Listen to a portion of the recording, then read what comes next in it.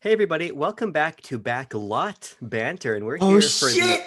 the very rare movie review where we break out the good old sub-branding. And in addition to the sub-branding, I've broken out a new Blue Yeti mic and a ring light that I got for Christmas. But of course, Yeah, that's not all that happened on Christmas, Mr. Tucker Hazel, it's because true. also on Jesus was Christmas born. Day, well, I guess so. But more importantly, Wonder Yes. Woman 1984 released both in theaters here in the States and on I would HBO. never intend to compare the two. Of One is course. one is clearly superior. Right. Obviously, obviously, obviously. Cultural impact, everything, yeah. Believe it or not, neither of us are practicing Christians, but I am a practicing DC fan, and you are too. Yep. So we both watched Wonder Woman 1984. I watched it at home on HBO Max, and you went to the good old movie theater to see it. Yeah. Tucker, top level, high level, tip of the fucking iceberg. How do you feel about Wonder Woman 1984? I don't know how this movie came out in the year of our Lord 2020. It feels like a fucking mid 2000s comedy action movie. Who the fuck okayed most of this? Here's what's weird to me about the film. The sequence in the mall that's so over the top and Yeah. campy and colorful and ridiculous is so much fun, but the Mhm. movie backs away from that. Yeah. There's a point where everything flips. I think it's for me when Pedro Pascal as Maxwell Lord sucks the stone into his own body, where the Mhm. movie wildly changes Yeah. from fun and campy to the doldrums of mediocrity. Yeah. And that's kind of how I feel about Wonder Woman 1984. I had fun watching it. I really love the character of Wonder Woman. I really love the Mhm. 2017 Wonder Woman film. Yeah, I like that one This too. did not That's my tonally. favorite DCEU movie, by the way. I would say it's probably my second favorite Behind behind, Batman vs Superman, Down Justice Extended or fucking super duper cut, of course, yes. featuring Uh, Dante from Devil May Cry. God, I fucking wish. But Wonder Woman 1984 um, felt confusing, and the bottom line, the sum of those confusing elements is a film that is pretty unremarkable.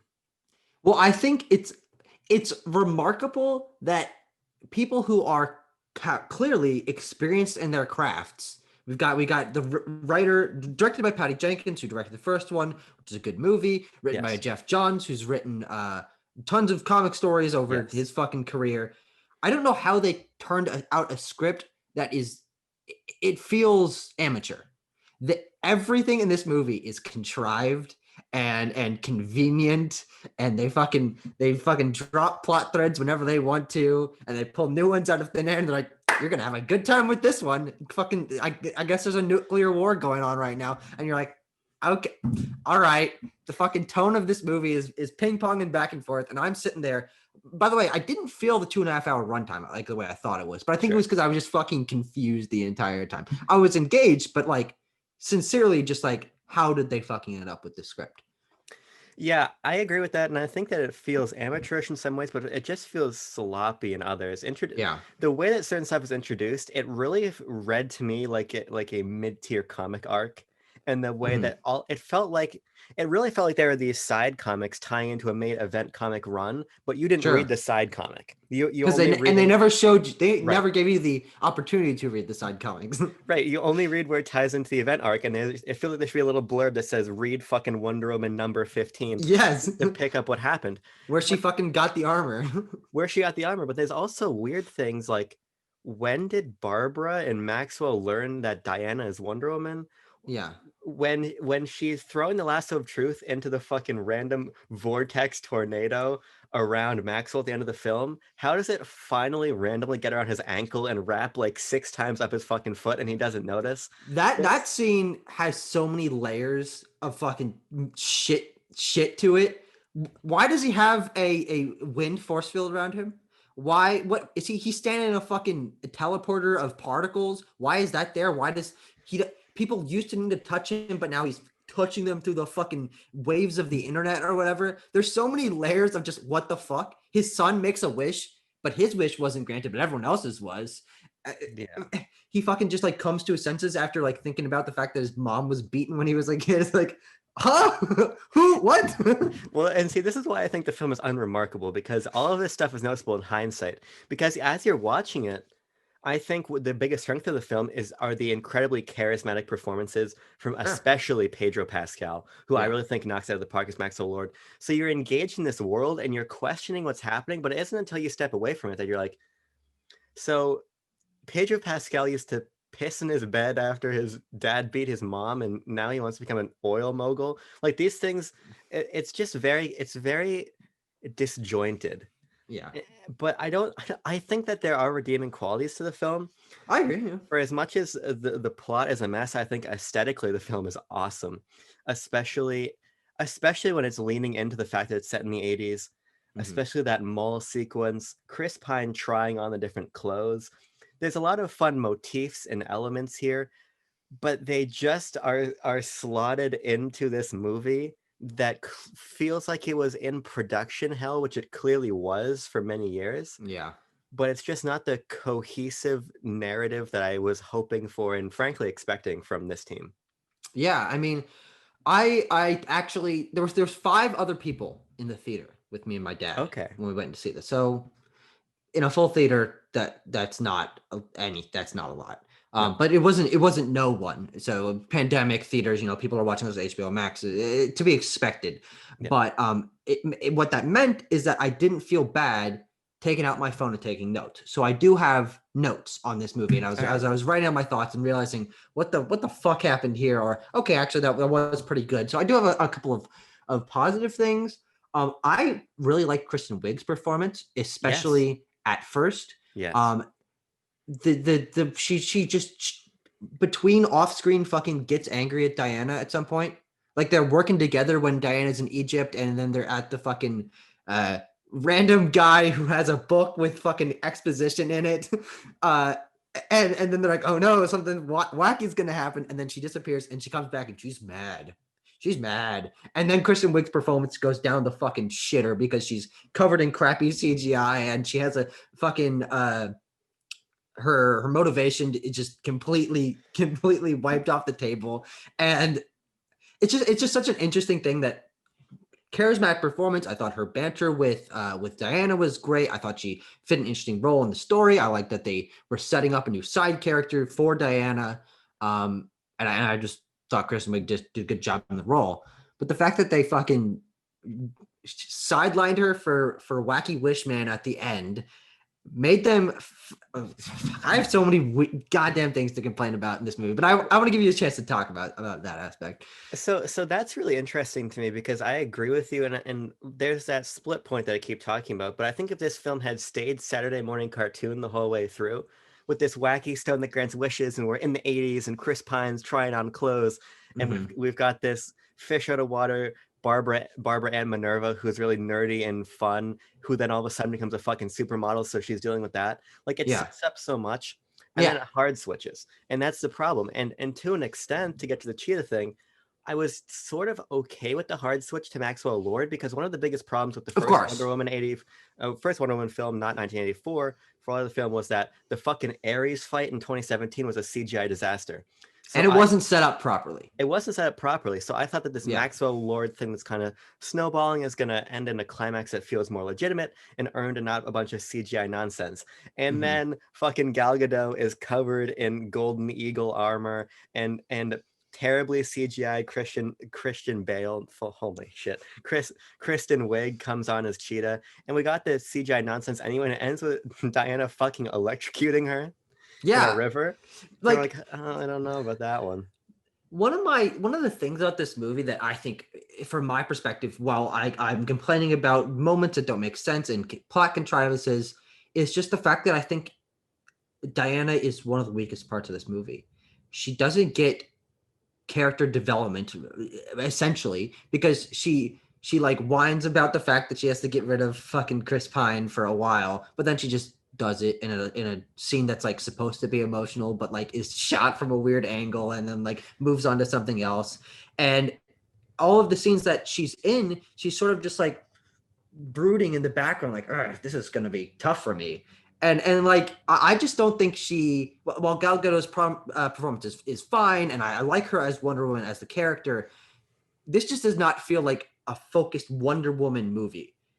Yeah. The Themyscira lore set up at the beginning essentially not really touched on ever again. The opening was fun, but it ended up being an elaborate way to establish a very surface level thematic element Yes. about not Oh, actually, telling lies. I have one thing to say. Yeah. I saw that scene twice. What does that mean? I sit down, get my fucking popcorn, get my fucking stromboli. I'm sitting Of down. course. I'm watching the movie, and someone in the fucking movie house and eatery, which is the theater I went to, which is not a great place to go to, but unfortunately I did. Sure. Someone did not plug the fucking headphone jack in all the way when it comes to the dialogue, so everyone sounded like they were talking to their fucking hands like this. So music sounds great, sound effects sound great, dialogue is just muffled to hell, and I'm sitting there like, my dad can't understand it because he's fucking half deaf. And I'm like, I can't take this, is gonna kill the movie for me. So we got up, we left, we walked next door to the next theater down the hall, and we sat down on the one that started 15 minutes later. And Yeah. it was just starting. So I got to watch that opening sequence twice. And it is a fun opening sequence, to be fair. Yeah. I thought it was fun, but the Diana thing I think comes back to the Saturday morning cartoon part being a lot more fun and showing her personality a lot more. Yes. Getting this Diana who's eating alone, who has these really fun moments where she's winking at these little girls she's rescuing, stopping this crime, Yes. and juxtaposing that against this quiet, sadder Diana who is by herself in DC, I think was really fun and great, but character development ends up taking a backseat to simple plot momentum, which I think is unfortunate, especially because I think that one of the strongest aspects of this film is the emotional core that is buried under those weird camera angles you were talking about. But Sure. I think that this idea of saying hello, just have to say goodbye again is really resonant, and I think it's very interesting and something I connected to. Because now both my girlfriend and myself are in our own bodies. Neither of us are dying, and we'll see each other in a couple weeks. But I just went and flew out. I hadn't seen her for most of the pandemic. Flew out to visit her in California. That fucking reference, I guarantee it went almost over my head, and I fucking snagged it and pulled it in. But that went over literally everyone else's head. I don't give a shit. The point is that we all have had moments where there's someone we really love and care about, where we haven't seen him in a while. We get to see him again, and we have to say goodbye a second time, and it's harder. Yeah. And so I think that was a resonant and interesting plot point. And I think, like me, a lot of people in 2020 and the COVID and pandemic and all of that can relate to that. But Sure. all of this movement thematically is buried Yeah. under these plot elements, like Chris Pine being in someone else's body. Which isn't touched on and doesn't actually really mean anything because you only see him. It also didn't really make sense because when they're doing the camera revolutions, I was like, is this him like taking form into Chris Pine? Yes. That's what I thought at first. But no, But they're just like, it's just she sees him as him. no, she doesn't see him that way. Because No, that's what she said. She's like, there's a line, I only see you. So essentially what we're seeing is that individual, that body through Diana's eyes, and she sees him as Chris Pine. I'm not sure if that's true because they're lying in bed together and she's like, we need to figure out why my boyfriend is in someone else's body. And when he looks in the mirror, you see the other guy. I'm almost positive, and I could be wrong with this, but I am almost positive that Chris Pine is there for the sake of the audience. Yes, that's what I'm saying. Is Yeah. we're seeing it quote unquote through her eyes because she's like, okay, I recognize the man I love. But I'm Even not though sure. it's a different physical body, Yes, but it's his energy, it's his spirit. So she sees him as a Chris Pine and not as a whoever the fuck else. I think she sees him as Chris Pine in her, like under the skin. I think that the film, in the canon of the film, he looks as that other man does. That's what I'm Sure, saying. yeah, And that's why I would 100% agree. and Yeah. that's why it's a stupid plot point. Yes. Because it doesn't make a difference if he fucking is reborn from the sand of the earth. That makes a little bit more sense actually. Yeah. Because It's mystical. It's fucking it's tied into the gods and stuff, but he just fucking takes over this guy's life. I want the story of that guy. What the fuck happened to that guy? He comes back and he's like, well, that was an interesting fucking 5 days or whatever where he just was not conscious. Fucking, Do you he think went to he was Egypt. lucid dreaming? I mean, I've read enough stories in which someone else's body is taken over by an external individual, spirit, whatever. And usually what happens is the person whose physical body is being inhabited is fucking just sitting back and watching things happen, but they can't control anything. So I want to know what happened to that guy. I want to know his thoughts on the situation. So he watched another man inside his body fuck Wonder Woman. Yes. And also fucking go to Egypt and go to the White House and Here's what's weird about this movie. fucking watch Independence Day happen. I was thinking of this as I watched it. Comic book movies, in broad strokes, have been moving to ground themselves. Mhm. This movie runs in the opposite fucking direction, but while retaining the tone of the more grounded comic book film. Sure. And I think that's part of the reason why it feels weird and why that tension stretches the film so thin. Because this is probably, without speaking out of turn, probably one of, if not the most comic book-esque storyline I've seen Sure. in Yeah. mainstream, blockbuster superhero film. Mm-hmm. But it's not played that way. And I think there's a wonderful opportunity, especially in light of things like Birds of Prey going in their own direction stylistically, for Patty Jenkins to double down on that mall sequence, which I keep bringing up because I think it's the best part of the film. Sure. Yeah. I mean, I honestly, I liked them turning on the style of the 80s and making that do sort of set it apart, because the first one was a World War One movie, and of course the Themyscira parts. I wish they'd leaned more into that aesthetic, because there were times where it was like, it being in the 80s didn't really matter. And when they fucking pop open the cap and pour the fucking 80s shit on, basically they're just making fun of the 80s, and they use it for corny comedy bits. It's like, oh, fucking, what's an escalator?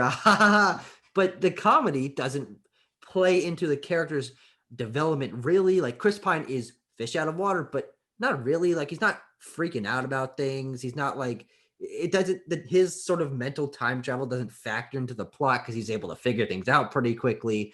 And the aesthetic was just there for parts of it.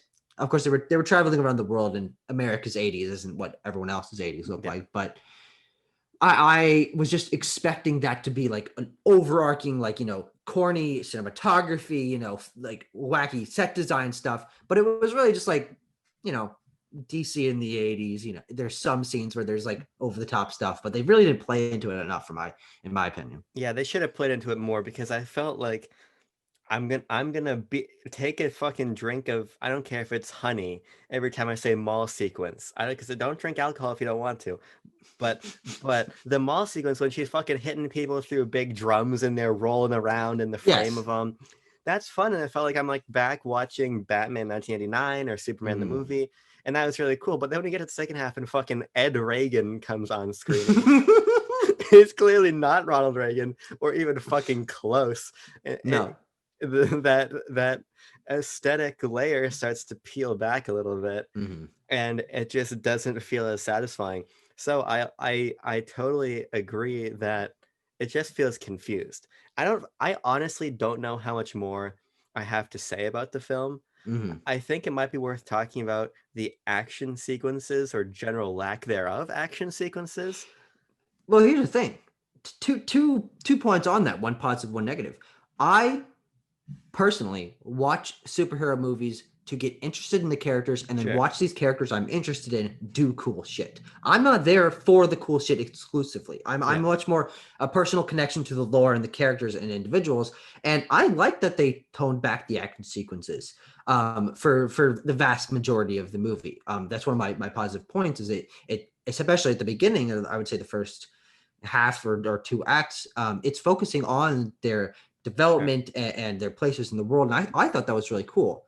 But I think that's because the action sequences are really fucking fucking bare bones, god awful CGI. Holy shit, this is probably the worst CGI in a modern superhero movie. I was just watching it, and she's fucking swinging on her lasso, and she's like, she's fucking moving through butter in the air, and she fucking like lands like this, and I'm like, there's no weight to anything.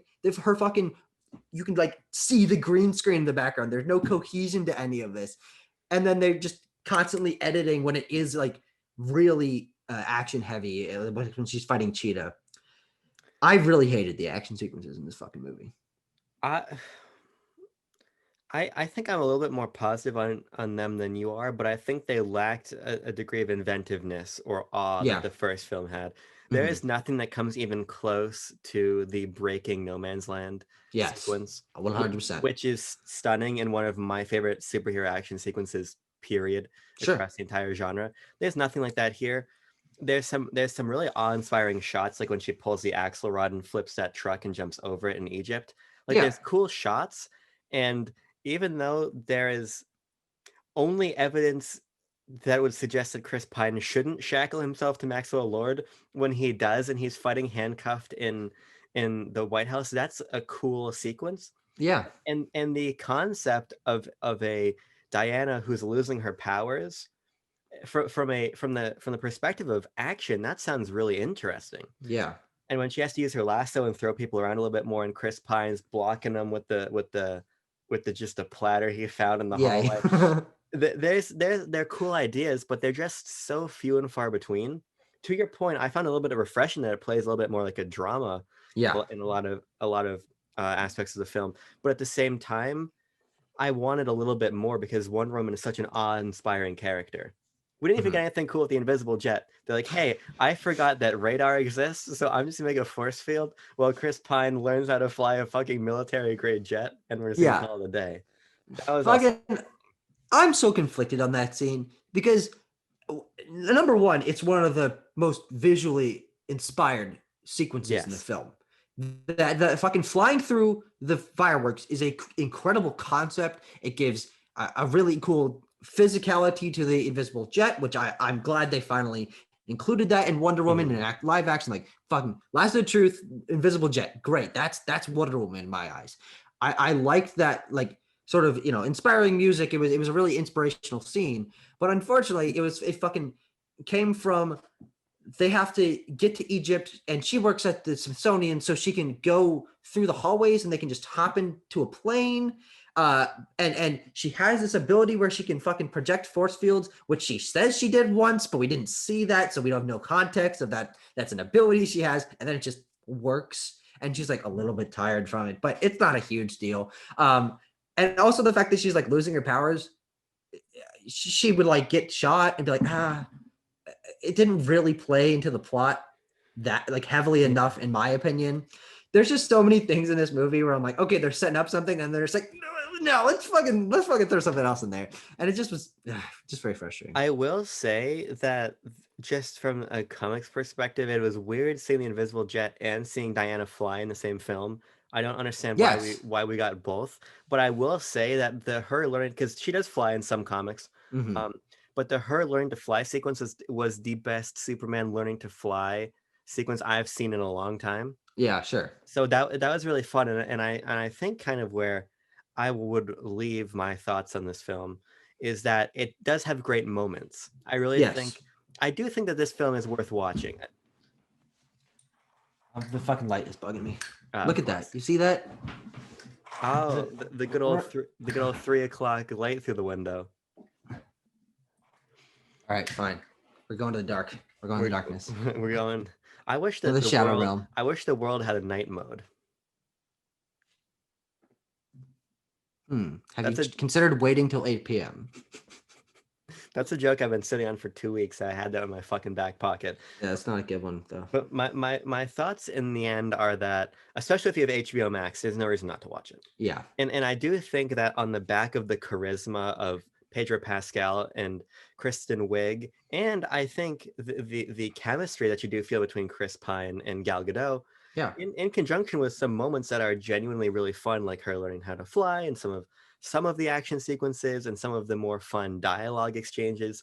I Hmm. do think, and on a conceptual level, I think Maxwell Lord is a really awesome villain. Yeah, I liked it a lot. So Just between from the a wackiness concepts, perspective. Yeah. yeah, so between some of the concepts and some of the executional elements, I do think that there is an enjoyable film here. I think Birds of Prey is easily the best DC film that came out in 2020.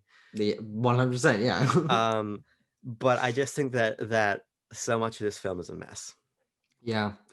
I mean, I fully agree that there are inspirational moments. I think when it leans into its own wackiness, when it's introducing interesting plot points, when it's balancing the characters, I think that there is a fun film to be had here. Like I said, I didn't feel the 2.5 hour runtime. Like I honestly thought I was going to, but I think it's because I was, I was paying attention. I was excited to see what happened next.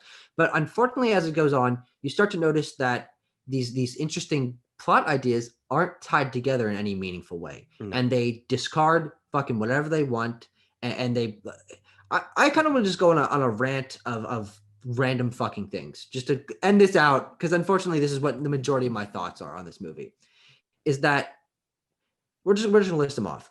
Who the fuck is that Mayan guy? Why does he have a book of exposition that like it's tied into his culture? Like that whole thing was just out of nowhere to get some fucking exposition, never mentioned again. Weird. Why the fuck is the government making a super duper control all the televisions on Earth thing that was just randomly introduced? Why are Pedro Pascal, Maxwell Lord's powers so inconsistent? He can fucking he's touching people, and he has to touch people for them to get their wishes, but not now because he's fucking touching them through the internet. It's the particles. Yeah, exactly. It's contrived. But he's also like, he's getting hurt from it, it's draining his energy. But he can just fucking regenerate by asking people for their fucking Dragon Ball life force.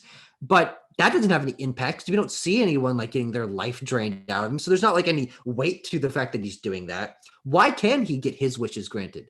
Someone's asking them for what they want. He's like, oh, well, but I want this. So, okay, let's get it anyway. The fucking suit, cool concept, not introduced properly. She just fucking has it in her back closet and she's like, what's this? Oh, wait, let me show you. Let me fucking put my lasso of truth around you and give you a little bit of exposition, Chris Pine. Here we go. And then the fucking suit that was made to resist the power of the entire planet can get taken down by fucking Cheetah and like pieces knocked off, dents. Huh? What the fuck? That completely knocks away the power of this suit that had been kind of hyped up. There, I just don't know how they managed to fuck up so many random plot points in this movie. I don't hate this movie. I'm just so severely disappointed by the fact that these talented individuals pushed out this random fucking product that has no impact on, like, I doubt it has any impact on the greater DCEU storyline. Like, why does this exist? So we can have more funny banter between Chris Pine and Gal Gadot. It feels like, okay, we have to push out another fucking superhero movie. Here you go. Fucking get a monkey to write the script in 5 days, and we'll push it out on the big screen. I don't know what the fuck happened here. I wonder if the film that was supposed to be released, like a year and a half ago, Yeah. is the same film that we saw today. Yeah. I'm very curious about that. I don't think we'll ever know, but I Yeah. wonder what the production for this film was like, because I don't think you get the final product that is Wonder Woman 1984 without some serious tomfoolery in the background. Mhm. But let me tell you something. Wonder Woman 1984 hobbled along so that Zack Snyder's Justice League can run on HBO Mhm. Max fucking March. I think the rumors have it next year. So, But is this gonna, because this takes place before that, is this gonna impact Diana's character in any way? In that product, does fucking Zack Snyder was a producer on this? Does he give a shit? Who knows? I don't fucking know. probably not. Gotta call up Zack and be like, hey, what the fuck? We'll just ask Grace Randolph because he gives Grace Randolph an interview like every week and a half. So, uh Linda Carter thing is pretty cool. Doesn't really mean anything, I but mean, fun Easter egg, whatever. I was like, hey, there's a person I know. Yeah. Okay. I mean, it's kind of neat post-credit scene, I guess. But I think the last thing I have to say is that my faith in Star Wars Rogue Squadron has been shaken. Oh God, you know what? Me too. I was thinking about that. I was watching the I think it was like the Invisible Jet sequence, and I was like, oh, that's right. Patty Jenkins is directing a Star Wars movie that is with an entirely new set of characters and all this stuff. It's like, oh God, wait. Oh God, she wrote this one. Is she writing the Star Wars fucking Squadron one? I don't know. Oh Fuck. God. Is it Wonder Woman or is it Wonder Woman 1984 or WW84 as the fucking credits so passionately call it. They don't even have time to fucking type out the entire name of the movie. Oh, god damn it. Well, with that, 2020 has had its last blockbuster, Mm-hmm. and it certainly went out with a movie. This was a film that I watched. Join us next time in the future for content. Goodbye.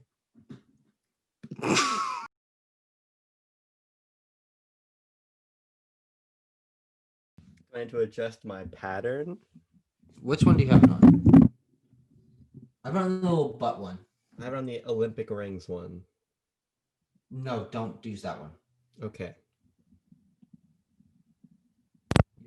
What do they mean? How's this sound? Wait, actually, sit on your desk and talk. Hello? Okay, hold on. The Olympic rings one might actually be better. Because you sounded way better there, and maybe that's why my audio gets fucked sometimes. I'm on the Olympic rings again now, I believe. Okay. Do I sound better now? Talk? Do I sound better now? Significantly better. Significantly better.